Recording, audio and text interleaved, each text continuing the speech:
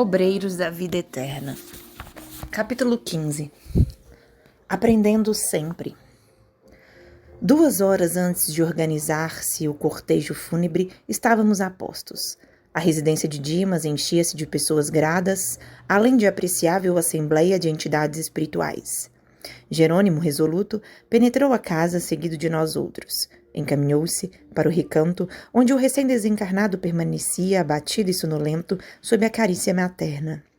Reparei que o médium liberto tinha agora o corpo perispiritual mais aperfeiçoado, mais concreto.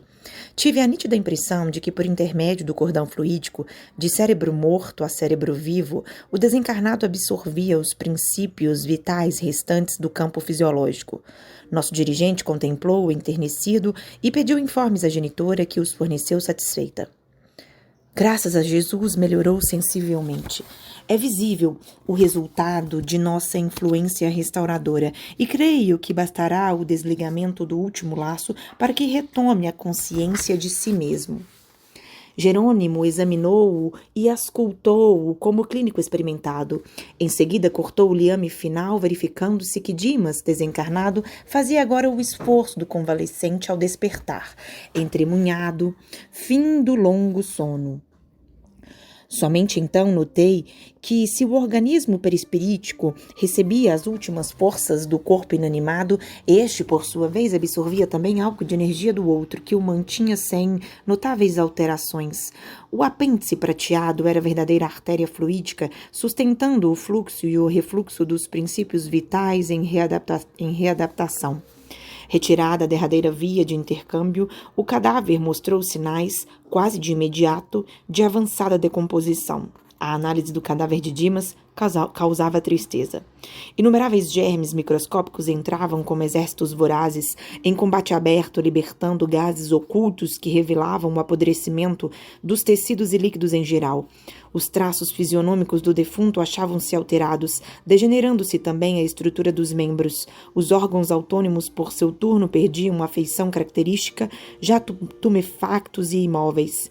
Em compensação, Dimas livre, Dimas espírito despertava. Amparado pela genitora, abriu os olhos, fixou-os em derredor, num impulso de criança alarmada, e chamou a esposa aflitivamente. Dormira em excesso, mas alcançara sensível melhora. Sentia a casa cheia de gente e desejava saber alguma coisa a respeito. A mãezinha, porém, afagando-o brandamente, acalmou-o, esclarecendo. Ouça, Dimas.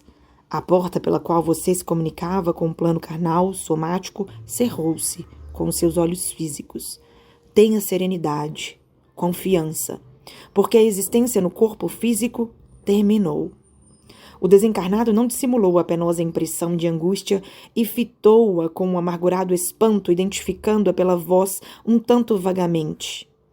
Não me reconhece, filho? Bastou a pergunta carinhosa pronunciada com especial inflexão de meiguice para que o desencarnado se abraçasse à velhinha, gritando num misto de júbilo e sofrimento. Mãe, minha mãe, será possível? A anciã deteve-o ternamente nos braços e falou. Escute, refreie a emoção, que lhe será extremamente prejudicial. Sustente o equilíbrio diante do fato consumado. Estamos agora juntos numa vida mais feliz. Não tenha preocupações com os que ficaram. Tudo será remediado como convém no momento oportuno. Acima de qualquer pensamento que incline à prisão no círculo que acabou de deixar, faça valer a confiança sincera e firme em nosso Pai Celestial. Oh, minha mãe, e a esposa, os filhos? A sábia benfeitora, todavia, cortou-lhe as palavras, consolando. Os laços terrenos entre você e eles foram interrompidos. Restitua-os a Deus, certo de que o eterno Senhor da vida, a quem de fato pertencemos, permitirá sempre que nos amemos uns aos outros. Contemplou-a Dimas, através de espesso véu de pranto, e antes que ele enunciasse novas interrogações, falou a genitora carinhosa, apresentando-lhe Jerônimo, que acompanhava a cena comovido. Eis aqui o amigo que o desligou das cadeias transitórias. Em breve partirá você em companhia dele, buscando o socorro eficiente de que necessita. Embora atordoado, o filho esboçou silencioso gesto de contrariedade ante a perspectiva de nova separação do convívio materno, mas a velhinha interveio acrescentando. Vim até aqui porque você me chamou, recorrendo à Mãe Divina. Contudo, não estou habilitada a lhe proporcionar ingresso em meus trabalhos por enquanto. O irmão Jerônimo, todavia, é o orientador dedicado que conduzirá ao serviço de sua restauração. Tenha confiança. Irei vê-lo quantas vezes for possível, até que nos possamos reunir noutro lar venturoso, sem as lágrimas da separação e sem as sombras da morte. Em seguida, sussurrou algumas palavras que somente Dimas pôde escutar, e sob funda emoção viu desvencilhar-se dos braços maternos e avançar cambaleante para Jerônimo, osculando-lhe respeitosamente as mãos. O assistente agradeceu o carinhoso preito de reconhecimento e amor, e de olhos marejados explicou: nada efetuamos aqui, senão o dever que nos trouxe. Guarde o seu agradecimento para Jesus, o nosso benfeitor divino. O trabalhador, recém-liberto, trazia o olhar nevoado de pranto, entre a alegria e a dor, a saudade e a esperança. A devotada mãe amparou mais uma vez, animando. Dimas, congregam-se aqui diversos amigos seus, em manifestação inicial de regozijo pela sua vinda.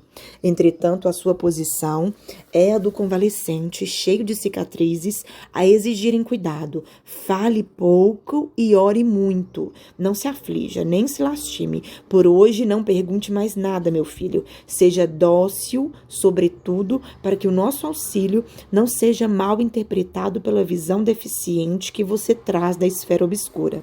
Acompanharemos seus despojos até a última morada, a fim de que você faça exercício preliminar para a grande viagem que levará a efeito dentro de breves minutos, sustentado pelos nossos amigos a caminho do restabelecimento. Não tema, pois já se preparou para receber-nos a cooperação, semeando bem em longos anos de atividades espiritistas.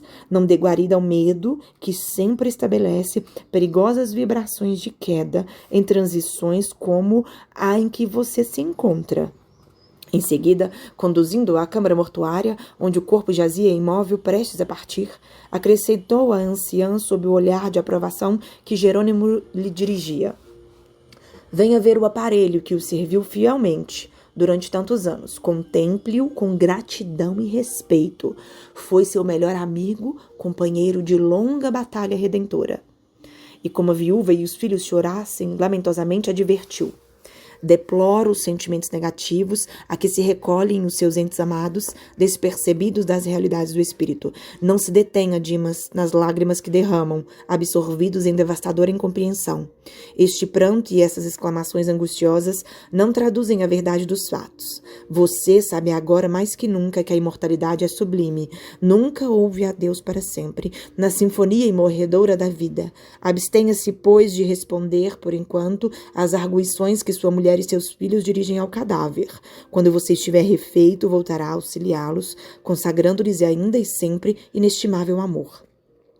Dimas procurou conter-se ante a perturbação geral do ambiente doméstico e, vacilante, debruçou-se sobre o ataúde, vertendo grossas lágrimas. Via-se-lhe um inaudito esforço para manter serenidade naquela hora. Rente a ele, a esposa proferia frases de intensa amargura. Todavia, em obediência às recomendações maternas, ele guardava discreta atitude de tristeza e entertecimento.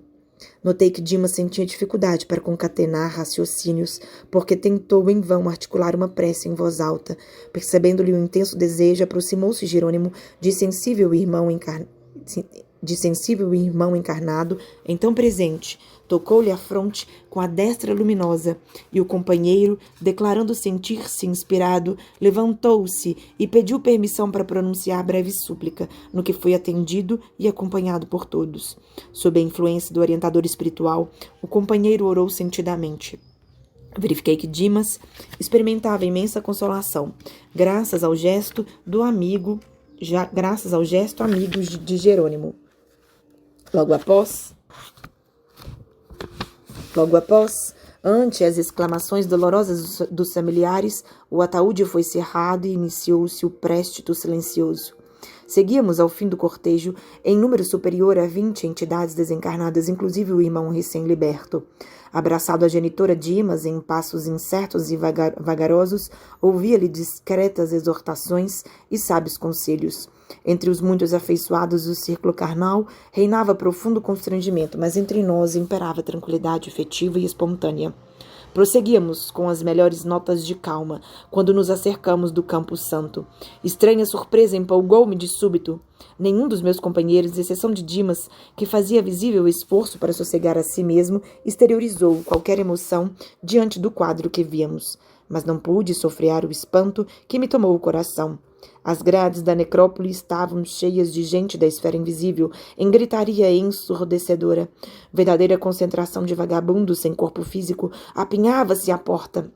Endereçavam ditérios e piadas à longa fila de amigos do morto. No entanto, ao perceberem a nossa presença, mostraram carantonhas de enfado, e um deles, mais decidido, depois de fitar-nos com desapontamento, bradou aos demais: "Não adianta, é protegido." Voltei-me preocupado e indaguei do padre Hipólito o que significava tudo aquilo. O ex-sacerdote não se fez de rogado. Nossa função, acompanhando os despojos, esclareceu ele afavelmente, não se verifica apenas no sentido de exercitar o desencarnado para os movimentos iniciais da libertação. Destina-se também à sua defesa. Nos cemitérios costuma congregar-se compacta fileira de malfeitores, atacando vísceras cadavéricas para subtrair-lhes resíduos vitais. Ante a minha estranheza, Hipólito considerou: não é para admirar. O Evangelho, descrevendo o encontro de Jesus com endemoniados, refere-se a espíritos perturbados que habitam entre os sepulcros. Reconhecendo minha inexperiência no trato com a matéria religiosa, Hipólito continuou: como você não ignora, as igrejas dogmáticas da crosta terrestre possuem erradas noções acerca do diabo, mas inegavelmente os diabos existem. Somos nós mesmos, quando desviados dos divinos desígnios, pervertemos o coração e a inteligência na satisfação de criminosos caprichos. Oh, que paisagem repugnante! Exclamei surpreendido, interrompendo a instrutiva explanação. É verdade, concordou o interlocutor. É quadro deveras ascoroso, todavia reflexo do mundo, onde também nós nem sempre fomos leais filhos de Deus. A observação me satisfez integralmente. Entramos. Logo após, ante meus olhos atônitos, Jerônimo inclinou-se piedosamente sobre o cadáver, no ataúde momentaneamente aberto antes da inumação, e com passes magnéticos longitudinais, extraiu todos os resíduos de vitalidade, dispersando-os em seguida na atmosfera comum, por meio de processo indescritível na linguagem humana, por inexistência de comparação analógica, para que inescrupulosas entidades inferiores não se apropriassem deles. Completada a curiosa operação, tive minha atenção voltada para gemidos lancinantes, emitidos de zonas diversas daquela moradia respeitável, agora semelhante a vasto necrotério de almas. Jerônimo entrara em conversação com vários colegas, enquanto a maioria dos companheiros encarnados, em obediência à tradição, atiraram uma clássica pazinha de cal ou poeira sobre o envoltório entregue à profunda cova. Impressionado com os soluços que ouvia em sepulcro próximo, fui irresistivelmente levado a fazer uma observação direta. Sentada, sobre a terra fofa, infeliz mulher desencarnada, aparentando 36 anos aproximadamente, mergulhava a cabeça nas mãos, lastimando-se em tom comovedor. Compadecido, toquei-lhe a espada e interroguei: "Que sente, minha irmã?" "Que sinto?" gritou ela, fixando em mim grandes olhos de louca. "Não sabe, ó Senhor! Chama-me irmã. Quem sabe me auxiliará para que a minha consciência torne a si mesma. Se é possível, ajuda-me por piedade. Não sei diferenciar o real do ilusório. Conduziram-me à casa de saúde e entrei neste pesadelo que o Senhor está vendo." Tentava erguer-se debalde e implorava, estendendo-me as mãos: "Cavalheiro, preciso regressar. Conduza-me, por favor, à minha residência. Preciso retornar ao meu esposo e ao meu filhinho. Se este pesadelo se prolongar, sou capaz de morrer. Acorde-me, acorde-me." "Pobre criatura!" exclamei, distraído de toda a curiosidade, em face da compaixão que o triste quadro provocava. Ignora que seu corpo voltou ao leito de cinzas. Não poderá ser útil ao esposo e ao filhinho em semelhantes condições de desespero. Olhou-me, angustiada, como a desfazer-se em ataque de revolta inútil. Mas, antes que explodisse em rugidos de dor, acrescentei: já orou, minha amiga? Já se lembrou da providência divina? Quero um remédio depressa, só ouço padres, bradou irritadiça. Não posso morrer. Despertem-me, despertem-me. Jesus é nosso médico infalível, tornei. Indico-lhe a oração como remédio providencial, para que ele a assista e cure. A infeliz, entretanto, parecia distanciada de qualquer noção de espiritualidade. Tentando agarrar-me com as mãos cheias de manchas estranhas, embora não me alcançassem, gritou estentoricamente: chamem meu marido, não suporto mais, estou apodrecendo. Oh, quem me despertará? De fúria aflita, passou ao choro humilde, ferindo-me a sensibilidade. Compreendi então que a desventurada sentia todos os fenômenos da decomposição cadavérica, e examinando-a detidamente, reparei que o fio singular, sem a luz prateada que o caracterizava em Dimas, pendia-lhe da cabeça, penetrando o chão adentro. Ia exortá-la de novo, recordando-lhe os recursos sublimes da prece, quando de mim se aproximou simpática figura de trabalhador, informando-me com espontânea bondade: meu amigo, não se aflija. A advertência não me soou bem aos ouvidos. Como não me preocupar diante de infortunada mulher que se declarava esposa e mãe? Como não tentar arrancá-la à perigosa ilusão? Não seria justo consolá-la, esclarecê-la? Não contive a série de interrogações que me afloraram do raciocínio à boca. Longe de o interpelado perturbar-se, respondeu-me tranquilamente: compreendo-lhe a estranheza. Deve ser a primeira vez que frequenta um cemitério como esse. Falta-lhe experiência. Quanto a mim, sou do posto de assistência espiritual à necrópole. Desarmado pela serenidade do interlocutor, renovei a primeira atitude e reconheci que o local, não obstante repleto de entidades vagabundas, não estava desprovido de servidores do bem. Somos 4 companheiros apenas, prosseguiu o informante, e em verdade não podemos atender a todas as necessidades aparentes do serviço. Creia, porém, que zelamos pela solução de todos os problemas fundamentais. Apesar de nosso cuidado, não podemos, todavia, esquecer o imperativo de sofrimento benéfico para todos aqueles que vêm dar até aqui, após deliberado desprezo, pelos sublimes patrimônios da vida humana. Atingi o sentido oculto das explicações.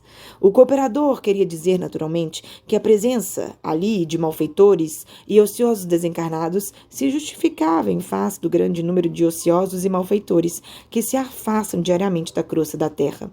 Era o similibus em ação, cumprimentando-se os ditames da lei do progresso. Expressão latina que significa: os semelhantes curam-se pelos semelhantes.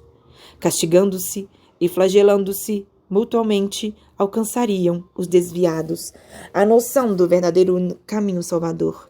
Fitei a infeliz e expus meu propósito de auxiliá-la. É inútil, esclareceu o prestimoso guarda, equilibrado nos conhecimentos de justiça e seguro na prática pelo convívio diário com a dor.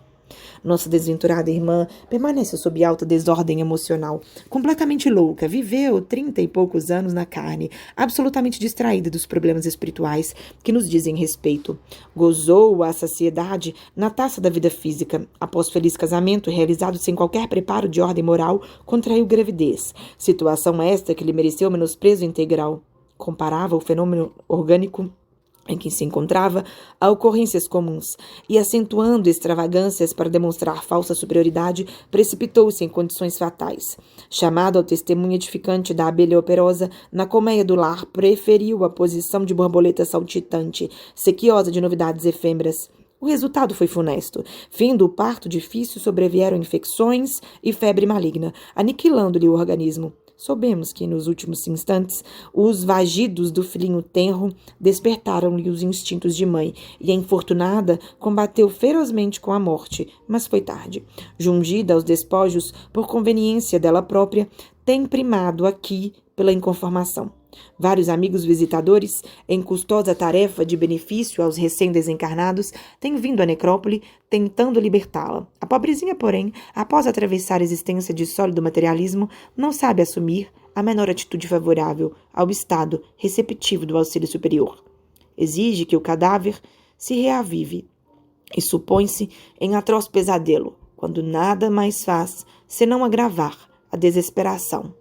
Os benfeitores, desse modo, inclinam-se à espera da manifestação de melhorias íntimas, porque seria perigoso forçar a libertação pela probabilidade de entregar-se a infeliz aos malfeitores desencarnados. Indiquei, porém, o laço fluídico que a ligava ao envoltório sepulto e observei. Vê-se, entretanto, que a mísera experimenta a desintegração do corpo grosseiro em terríveis tormentos, conservando a impressão de ligamento com a matéria putrefata. Não teremos recursos para aliviá-la? Tomei a atitude espontânea de quem desejava tentar a medida libertadora e perguntei: quem sabe chegou o momento, não será razoável cortar o grilhão? Que diz? Objetou surpreso o interlocutor. Não pode ser. Temos ordens. Por que tamanha exigência? Insisti. Se desatássemos a algema benéfica, ela regressaria intempestiva à residência abandonada, como possessa de revolta a destruir o que encontrasse. Não tem direito, como mãe infiel ao dever, de flagelar com a sua paixão desvarada o corpinho tenro do filho pequenino. E como esposa desatenta às obrigações, não pode perturbar o serviço de recomposição psíquica do companheiro honesto que lhe ofereceu no mundo o que possuía de melhor. É da lei natural que o lavrador colha de conformidade com a semeadura. Quando acalmar as paixões vulcânicas que lhe consomem a alma, quando humilhar o coração voluntarioso de modo a respeitar a paz dos entes amados que deixou no mundo, então será libertada e dormirá sono reparador, em instância de paz que nunca falta ao necessitado reconhecido as bênçãos de Deus. A lição era dura, mas lógica. A infortunada criatura alheia à nossa conversação prosseguia gritando, qual demente hospitalizado em prisão dolorosa. Tentei ampliar as minhas observações, mas o servidor chamou-me às outras zonas de onde partiam gemidos estridentes. São vários infelizes na vigília da loucura, disse calmo, e designando um velhote desencarnado de cócoras sobre a própria campa, acrescentou: venha e escute-o. Acompanhando meu novo amigo, reparei que o sofredor mantinha-se igualmente em ligação com o mundo. Ai, meu Deus, dizia. Quem me guardará o dinheiro? Quem me guardará o dinheiro? Observando-nos a aproximação, rogava súplice. Quem são? Querem roubar-me? Socorram-me, socorram-me. Debalde, enderecei-lhe palavras de encorajamento e consolação. Não houve, informou o sentinela obsequioso. A mente dele está cheia de imagens de moedas, letras, cédulas e cifrões. Vai demorar-se bastante na presente situação. E como vê, não podemos, em sã consciência, facilitar-lhe a retirada, porque iria castigar os herdeiros e zurzi-los diariamente. Porque não pudesse dissimular o espanto que me tomara o coração, o servidor otimista acentuou. Não há motivo para tamanho assombro. Estamos diante de infelizes aos quais não falecem proteção e esperança, porquanto outros existem, tão acentuadamente furiosos e perversos, que do fundo escuro do sepulcro se precipitam nos tenebrosos despenhadeiros das esferas subcrostrais. Tal o estado deplorável de suas consciências, atraídas para as trevas pesadas. Sem fugir ao padrão de tranquilidade do colaborador, cônscio do serviço a realizar, acrescentou: segundo concluímos, se há alegria para todos os gostos, há também sofrimento para todas as necessidades. Nesse instante, Jerônimo chamou-me a postos. Agradeci ao amável informante profundamente emocionado pelo que vira e despedi-me incontinente. Esvaziara-se de companheiros encarnados a necrópole e o próprio coveiro dirigia-se à saída. Foi comovente o adeus entre Dimas e a genitora, que prometeu visitá-lo, sempre que possível. Após agradecimentos mútuos e recíprocos votos de paz, sentimos-nos, enfim, em condições de partir por nossa vez. Antes, porém, minha curiosidade inquiridora desejava entrar em ação. Como se sentira Dimas agora? Não seria interessante consultar-lhe as opiniões e os informes? Testemunho valioso poderia fornecer-me para qualquer eventualidade futura de esclarecer a outrem. Em minha esfera pessoal de observação, não pudera colher pormenores, uma vez que a morte me surpreendera em absoluto alinhamento das teses de vida eterna e no derradeiro transe carnal, minha inconsciência fora completa. Nosso dirigente percebeu o meu propósito e falou bem-humorado. Pode perguntar a Dimas o que você deseja saber. Manifestei-lhe reconhecimento, enquanto o recém-liberto aqueceu bondoso aos meus desejos. Sente ainda os fenômenos da dor física? Comecei. Guardo a integral impressão do corpo que acabei de deixar, respondeu ele delicadamente. Noto, porém, que ao desejar permanecer ao lado dos meus e continuar onde sempre estive durante muitos anos, volto a experimentar os padecimentos que sofri. Entretanto, ao conformar-me com os superiores desígnios, sinto-me logo mais leve e reconfortado. Apesar da reduzida fração de tempo em que me vejo desperto, já pude fazer semelhante observação. E os 5 sentidos? Tenho-os em função perfeita. Sente fome? Chego a notar o estômago vazio e ficaria satisfeito se recebesse algo de comer, mas esse desejo não é incômodo ou torturante. E sede? Sim, embora não sofra por isso.